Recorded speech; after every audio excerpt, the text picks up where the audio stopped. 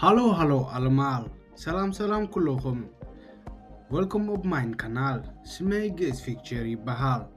En vandaag ga ik met jullie praten over ik gewoon, ik proef,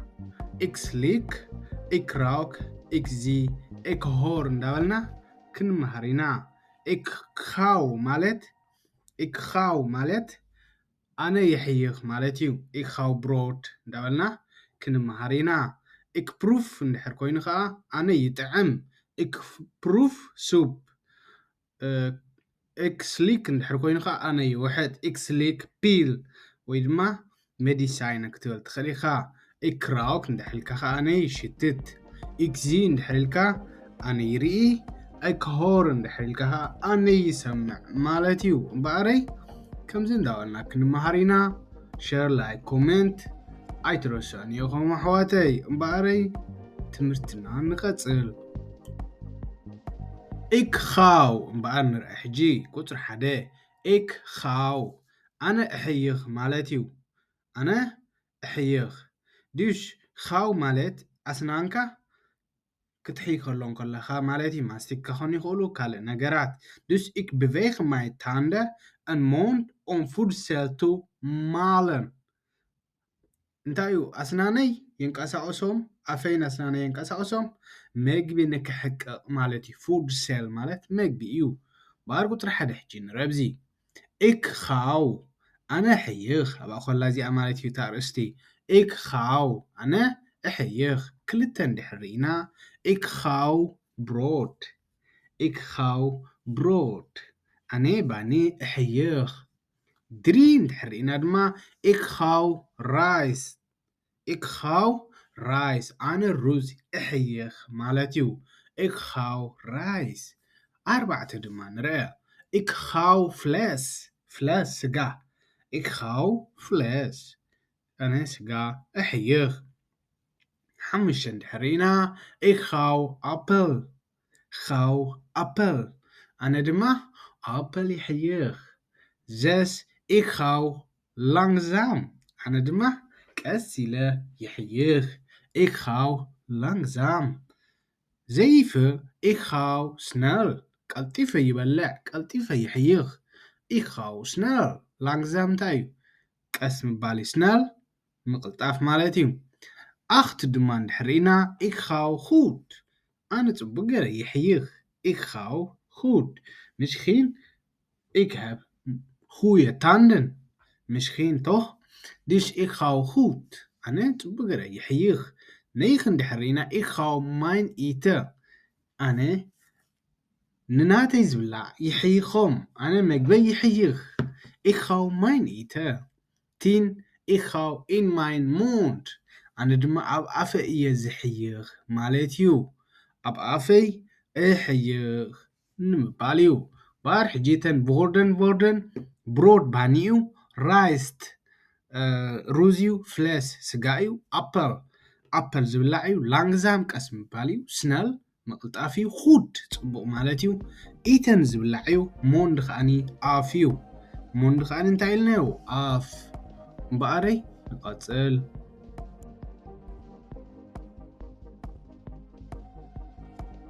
ሕጂ ድማ ብዛዕባ ፕሩፍ ክንርኢ ኢና ፕሩፍ ኣነ ይጥዕም ማለት እዩ ፕሩፍ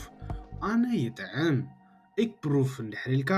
ኣነ ይጥዕም ኣለኹ dus ik neem een beetje van iets in mijn mond ዝኾነ ነገር ናብ ኣፈይ እትሞ om de smaak te voelen እንታይ ንክገብር ስማክ እንታይ እዩ ጣዕሚ ማለት እዩ ፕሩፍ ምጥዓም እዩ ስማክ ከዓ ጣዕሚ dus om de smaak te voelen ኣብ መልሓስካ ጌርካ ንክጥዕሞ ማለት እዩ neem een beetje in je mond en om smaak te voelen dus baar مطعم እንታይ ኢልናዮ proeven مطعم ik proef de soep zij proeft de chocola tart ክትብል ትኽእል ኢኻ proef eerst voordat jij zout toevoegen ቅድሚ ጫው ምእታውካ ናብ ፀብሒ ክጥዕሞ ኣለካ ሜቢ ዝኾነ ኣትይዎ ከይህሉ ምስ በርበረ ጨው በዚሑ ከይህሉ ምስ በርበረውን ጨው ከይህልዎ መታን ኩሉ ግዜ ትጥዕሞ እሞ ብውዓቕ ድማ ርእስኻ ምስ ሓንጎልካ ኣማዛዚንካ ጨው ተእትወሉ ማለት እዩ ንፀብሒ እምበኣረ ፕሩፍ ንርአ ቁፅሪ 1 ኢክ ፕሩፍ ኣነ ይጥዕም ኢክ ፕሩፍ ክልተ ድማ እንድሕር ሪኢኻ ኢክ ፕሩፍ ዋተር ኣነ ማይ ይጥዕም ድሽ ማይ ትጥዕም ዶ እንድሕልካ ያ ትጥዕም ኢኻ ድሽ ሽኮር ስለ ዘይብሉ እኽልኻ ክትፈልጦ ብሕብሩ እውን ትፈልጦ ማለት እዩ ኢክ ፕሩፍ ዋተር ኣነ ማይ ይጥዕም ማለት እዩ ድሪ እንድሕር ሪኢና ሰለስተ ኢክ ፕሩፍ ሳፕ ሳብ እንታይ ፅሟቕ ኣነ ፅሟቕ ይጥዕም ኣነ ፅሟቕ ይጥዕም ፊር ኢክ ፕሩፍ ኮፊ ኣነ ቡን ይጥዕም ኢክ ፕሩፍ ኮፊ ስተርክ ፀንሓካ ወይ ድማ ሌከር ማእኸላይ ፀንሓካ ድሽ ኢክ ፕሩፍ ኮፊ 5 ኢክ ፕሩፍ ተይ ተይ እንታይ ሻሂ ኢክ ፕሩፍ ተይ ኣነ ሻሂ ይጥዕም 6 ኢክ ፕሩፍ ቾኮላደ ኢክ ፕሩፍ ቾኮላደ ኣነ ቾኮላታ ይጥዕም ቾኮላታ ይጥዕም 7 ኢክ ፕሩፍ ሳውከር ሽኮር ይጥዕም ኣነ ሽኮር ይጥዕም 8 ኢክ ፕሩፍ ዛውት ዛውት ጨው እዩ እምበኣር ሕጂ ኢክ ፕሩፍ ዛውት እንድሕልና ኣነ ጨው ይጥዕም ነይኸ ኢክ ፕሩፍ ሱፕ ኢክ ፕሩፍ ሱፕ ኣነ ፀብሒ ይጥዕም 10 ድማ ኢክ ፕሩፍ ማይን ኢተር ኣነ መግበይ ይጥዕሞም ማለት እዩ እምበኣር ሕጂ ቮርደን ካብኣ ከለኹ ቫተር ማዩ ሳብ ፅሟቕ ኮፊ ቡን ተይ ሻሂ ቾኮላደ ቾኮላ እዩ ሳውከር ሽኮር እዩ ዛውት ጨው እዩ ሱፕ ፀብሒ እዩ ኢተን ከዓኒ መግቢ እዩ ማለት እዩ ድሽ ኢክ ፕሩፍ ማይ ኢተን እንተኢለ ከዓኒ ኣነ መግበይ ይጥዕሞ ኣነ ጥዑም መግቢ ይሰርሕ እውን ክትብል ትኽእል እምበኣረይ ንቐፅል ኢክ ስሊክ እንድሕር ኢልካ ድማ ኣነ ይውሕጥ ማለት እዩ መውሓጥ ዝኾነ ነገር ክትውሕጥ ከለኻ እንጀራ ማይ ማኽንያት vat maar jij slikt altijd dus als je eet jij moet slikken dus dat is hem ik slik ik laat iets zoals eten of drinken door mijn keel gaan ik laat iets zoals eten of drinken door mijn keel gaan dus أنا يوحد ማለት እዩ ጥሪ ሓደ እንድሕር ኢና ኢክ ስሊክ እንድሕር ኢልካ ኣነ ይውሕጥ ኢክ ስሊክ ኢፈ ኣነ ሓንሳ ይውሕጥ ኣለኹ ሓንሳ ትብል ትኽእል ኢኻ ድሽ ትበይ ኢክ ስሊክ het eten ኣነ መግቢ ይውሕጥ ኢክ ስሊክ het eten ኣነ መግቢ ይውሕጥ ድሪ ኢክ ስሊክ langzaam ኣነ ቀስ ኢለ ይውሕጥ ኢክ ስሊክ langzaam ቀስ ኢለ ይውሕጥ 4 ኢክ ስሊክ snel ቀልጢፈ ይውሕጥ ማለት እዩ langzaam ቀስ ኢለ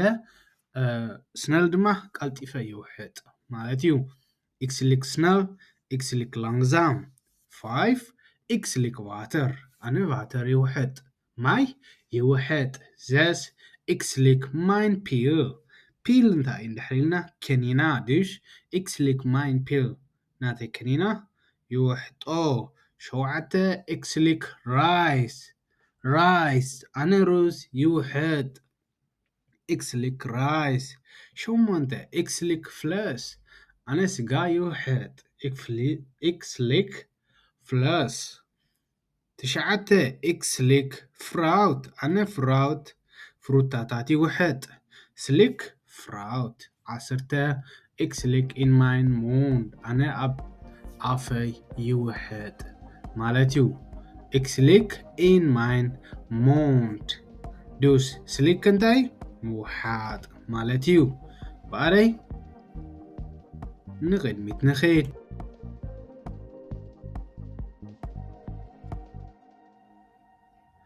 ኢክ ራውክ ኣነ ይሽትት ማለት እዩ ሕጂ ድማ ኢክ ራውክ እንድሕር ኢልና ኣነ ይሽትት እዩ ድሽ እንታይ እዩ ምሽታት ጨና ክኸውን ይኽእል ዝኾነ ነገር ድሽ ብምንታይ ኢኻ ትሽትቶ ምስ ነውዝ ናትካ ኢክ gebruik mijn neuze om خير var تنيمن خير var ማለት ጨናታት ናይ ነገራት ብፍንጨኻ ክትወስዶም ከለኻ እሞ ራው ክገብሩልካ ከለው ኣነ ይሽትት ትብል ጨና ክኸውን ይኽእል ናይ ዕምባባ ጨና ድማ ክኸውን ይኽእል እዩ እምበኣር ኢክራውክ እንድሕር ኣነ ይሽትት ትበይ ኢክራውክ ብሉመን ኣነ ዕምባባታት ይሽትት ደስ ዝብል ጨና ኣለዎም ስለዚ ኢክራውክ ብሉመን ኣነ ጨና ይሽትት ብሉመን ይሽትት ደስ ድማ ይብለኒ ድሪ ኢክራውክ ኢተን ምግቢ ጥዑም ክሽትት እንከለኹ ድማ ደስ ይብለኒ ኢክራውክ ኢተን ኣነ ምግቢ ይሽትት ማለት እዩ ድስ ሽዑ እንታይ ክኸውን ደስ ይብለካ ፊር 4 ድማ ኢክራውክ ኮፊ እቲ ክኸውን ሌከር ኣነ ቡን ይሽትት ኢክራውክ ኮፊ ኣነ ድማ ቡን ይሽትት 5 ኢክራውክ ተይ ኣነ ሻሂ ይሽትት ኢክራውክ ተይ ሻሂ ይሽትት 6 ኢክራውክ ፓርፉም ማለት እንታይ እዩ ጨና ማለት እዩ ድስ ኢክራውክ ፓርፉም እንድሕር ኢለ ኣነ ጨና ይጨኑኒ ኣሎ ኢክራውክ ፓርፉም ኣነ ጨና ይሽትት ኣለኹ ማለት እዩ 7 ኢክራውክ ፓርፉም ኢክራውክ ደሉኽት 7 ኢክራውክ ደሉኽት ኣነ ኣየር ይሽትት ኢክራውክ ደሉኽት ደስ ይብለካ ግዳም ምስ ወፀኻ ሓድሽ ፍረሽ ትወስድ ካብ ገዛኻ ወፂኻ ዶ ደስ ድማ ይብለካ ኢክራውክ ሉኽት ድማ ትብል ደሉኽት 8 ኢክራውክ ፊስ ኣነ ዓሳ ይሽትት ኣለኹ ኢክራውክ ፊስ ዓሳ ክጨኑ መዓት እዩ ጨኑ ድማ ሓንቲ ግዜ ገዛኻ ተገርካዮ ገዛ ሙሉእ ይጨኑ ድስ ኢክራውክ ፊስ ኣነ ዓሳ ይሽትት 9 ኢክራውክ ፍራውት ኣነ ፍሩታ ይሽትት 10 ድማ ኢክራውክ ኢንደኮከን ኣነ ኣብ ክሽነ ይሽትት ፀብሒ ይኹን ቃይታ ይኹን ሕምባሻ ይሽትተካ ማለት እዩ በኣረይ ቶም ቮርደን ክደግመልኩም ብሉመን ዕምባባታት እዩ ኢተን ዝብላዕ እዩ ኮፊ ትፈልጥዎ ኢኹም ቡን እዩ ስለ ኩሉ ግዜ ትቆልቡ ተይ ሻሂ እዩ ፓርፉም ጨና እዩ ሉኽት ኣየር እዩ ንፋስ ግዳም ማለት እዩ ፊስ ዓሳ እዩ ፍራውት ፍሩታታት እዩ ኮከን ድማ ክሽነ እዩ እምበኣረይ ቀሪብና ኢና ንኸይድ በሉ ኢክዚ እንድሕር ኢልካ ድማ ይርኢ ማለት እዩ ኣነ ይርኢ ኢክዚ ማለት ኣነ ይርኢ እዩ ዚ ክብራውኬ mein ogen om iets te bekijken of te waarnemen حق ነገር ንኽትወስድ ብዓይንኻ ትርኢ ሓቂ እንታይ እዩ ማለት እዩ ክውንነት ነገር ኣብ ቅድመኻ ዘሎ ኩሉ ነገር ክውንነት እዩ ልክዕን ብፍጡሩን ነገራት እዩ ተፈጢሩ ዘሎ ወይ ተሰሪሑ ስለዚ ik gebruik mijn ogen om iets te bekijken ሓደ ነገር ንኽሪአሉን of waarnemen ሓቂ ንኽወስደሉን ዝሪኦ ነገር ንኽወስደሉ ማለት እዩ ኢክዚ ትብል ኢክዚ ደዞን ኣነ ፀሓይ ይርኢ ትብል ትኽእል ኢኻ እምበኣረይ ቁፅሪ 1 ንኺድ ኢክዚ ኣነ ይርኢ ኢክዚ ትበይ ኢክዚ ኢን ፎኽል ኣነ ሓደ ፎኽል ይርኢ ኣለኹ ዑፍ ይርኢ ኣለኹ ማለት እዩ ኢክዚ ኢን ፎኽል ወይ ራውያ ድማ ኣብ ላዕሊ ደርሆ ክወስድ ደልዩ ይፅሊ ኣሎ ኣብ ሰማይ ኢክዚ ኢን ፎኽል ኣነ ኣብ ላዕሊ ዑፍ ይርኢ ኣለኹ ማለት እዩ 3 ኢክዚ ኢን ቦም እንታይ እዩ ገረብ ኢክዚ ኢን ቦም እንድሕር ኢልና ኣነ ሓደ ገረብ ይርኢ ኣለኹ ኣብ ሰሃራ ክትብል ትኽእል ኢኻ ከምዚ ኢክዚ ኢን ቦም ወይ ድማ ኣብዙን ክትብል ትኽእል ኢኻ ማለት እዩ ብዙሕ ስለ ትርኢ ኣብዚ ድስ ኢክዚ ኢን ቦም ኣነ ገረብ ይርኢ ኣለኹ ማለት እዩ ኣነ ገረብ ይርኢ ኣለኹ 4 ኢክዚ ደዞን ፀሓይ ይርኢ ኣለኹ ኣነ ፀሓይ ይርኢ ኢክዚ ደዞን is shine. The zone is shine. The zone بريقة بريق إلى مالتي وجحتا. Dus exit the zone. 5. Exit the man. Man كنتا ورحي. exit the man. مشت عودة يكونه حدا جزي خطري أدخلها حدا جزي خازي تريا مالتيو. Dus exit the man. أنا ورحي يري. شديش تدما exit in house. أنا حدا جزاير إلا هو حدا بيت يري إلا هو exit in house. أنا حدا جزاير إلا هو. شو عته exit my friend. friend انتاي اندحلنا عركي عركخا فريندين اندحر كوينو خاني عركخا قوال مالتيو. ديس فريند اندحر كوينو محزخا مالتيو محزخا فريندين انت كوينو خاني عركخا مالتيو عركخا مالتيو كتمرعاوات حزا قوال مالتيو exit my friend exit my friend تحري الله خاني أنا عركي يري أولوخو مالتيو. شمونتا exit in auto. أنا حد مكينة يري أولوخو حنت مكينة يري أولوخو exit in auto. أنا حنت مكينة يري أولوخو. تشعته exit the z ندحري لخا exit the z كايك this bijna hetzelfde toch maar jij schrijft anders. Dat is hem. بكا أيوة exit the z ندحري له قدرت شعته مالتيو exit the z exit قدرت شعته مالتيو exit the z يبلا له حجي exit the z. Dat is gewoon حد عينتيو alleen je kan praten in de jij begrijpt in de situatie ኣብቲ ትዛረቦ ዘለኻ ኩነታት ኢኻ እትምልከቶን ኣንዳን ኣፀሓሕፋ በበይኑ ስለ ዝኾነን ዳርጋ ሓደ እቲ ኣዳማምፃ ማለት እዩ ዚ ኤክዚ ዘይ ከዓ ትብል ቁሩብ ኣብቲ ፈርስኪል ትገብረሉ ማለት እዩ ፍልልይ ቁፅሪ 10 እምበር እንድሕር ኢና ኤክዚ ኢን ደ ታውን ኤክዚ ኢን ደ ታውን ኣነ ኣብ ጋርደነይ ይርኢ ኣለኹ ወይ ድማ ኣብ ታውን እናተይ ታውን እንታይ እዩ ኣፍ ደገ ገዛ ማለት እዩ ካንሸሎ ድዩስ ኣነ ኣብ ጋርደነይ ይርኢ ኣለኹ እምበረይ ተን ፎኸል እንተሕልና ዕፍዩ ቦም ገረብዩ ዞን ፀሓያ ማን ወርሕያ ሃውስ ገዛ እዩ ፍሪንድ መሓዛ እዩ ኣውቶ መኪና ዘይ ባሕሪ ታውን ካንሸሎ ማለት እዩ ባረይ ሓንቲ ተሪፋህናላ ንርአያ እምበር ሕጂ ድማ ላስተ እያ ናይ መወዳእታ ኣይክሆር ኣነ ይሰምዕ ሆር ሁረን ምስማዕ እዩ ሆር ምስማዕ ማለት እዩ ኣይክሆር እንድሕር ኢለ ኣነ ይሰምዕ ማር እንታይ ኢኻ ትሰምዕ Dus ik gebruik mijn oren. Oren ማለት እዝነይ ማለት እዩ oren. Dus ik gebruik mijn oren om geluid waar te nemen. حقنا geluid, حقنا ድምፂ, حقنا ዘረባ ንክሰምዓሉ. Dus ik gebruik mijn oren om geluid waar te nemen. horen ድማ ይበሃል ik hoor muziek እንድሕር ኢለ ኣነ ሙዚቃ ይሰምዕ ማለት እዩ hoor jij dat geluid? Het ድምፂ ትሰምዖ ኣለኻ ዶ hoor jij dat geluid? Dus ቁፅሪ ሓደ እንድሕር ኢና ik hoor ኣነ ይሰምዕ ik hoor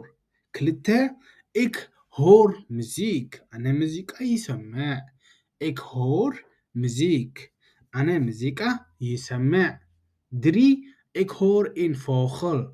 ኣነ ሓደ ዑፍ ይሰምዕ ኣለኹ ቂቅ ክብል ማለት እዩ ቁቁቁ ወይ ድማ dus ik hoor een vogel ኣነ ሓደ ፎኸል ይሰምዕ ኣለኹ ሓደ ዑፍ ይሰምዕ ኣለኹ ማር ረሲዕልኩም ዘለኹ ሆር እንታይ ማለት እዩ እና ላውስትርን እንታይ ማለት እዩ ፍልልየን ኣምፂልኩም ኣለኹ ቅድሚ ሕጂ ቪድዮ ኣብኡ ርኢኹም ደሊኹም ክትርእይዎ ትኽእሉ ኢኹም ሆርን ማለት ብዘይ ድሌትካ ክሰምዖ ከለኻ ማለት እዩ ላውስትርን ማለት ግን ብድሌትካ እዩ لاوستر مالت بخفل ناتكا بسمعيت ناتكا نحد النجار كتسمعن كل خايو بدليت كادما نيت تجديدكا أنت تجديدكا تسمع لها مسمع يزبهال هورن يزبهال هورن عندي حد بدليتكا بسمعيتكا بكل نجار نابرها ما فورك الدرف تسمع عند لها لاوسترن يبهال هاي لاوسترن مزيك ديش بمنتايو رح نقولوا بكل نجارو مالتيو باري أبزي أسلست لنا إكهور إنفو خل أنا عوف يسمع 4 دما إكهور دا فيند انتايو نفاس مالتيو دش إكهور دا فيند شش نخبل تسمع لخا فيند يبهال إكهور دا فيند 5 إكهور إن أوتو حانتا ماكينة يسمع لخو إكهور إن أوتو شد من دحرينا إكهور دا كلوك أنا ساعات يسمع لخو إكهور دا كلوك كبل مالتيو كلوك انتايو زناي جزا ساعات مالتيو زعاوي أو جزا خازلومو اندابله زقصر ليتوين تسمعي خا دوش إكهور دا كلوك أنا ساعات يسمع لخو شوعته إكهور إيمان براتا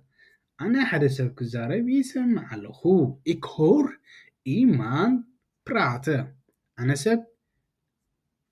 كنا جاجر كله يسمع لخو شو مانته إكهور هيت فاتر أنا نتماي يسمعون إكهور هيت فاتر أنا نتماي يسمعون تشعته إكهور إن خلاود أنا حدا دمتي يسمع لخو إكهور إن خلاود أنا دمتي يسمع لخو تين إكهور إن دا كامر إكهور إن دا كامر أنا أب كفلي يسمع لخو مالتيو إكهور إن دا كامر أنا أب كفلي يسمع لخو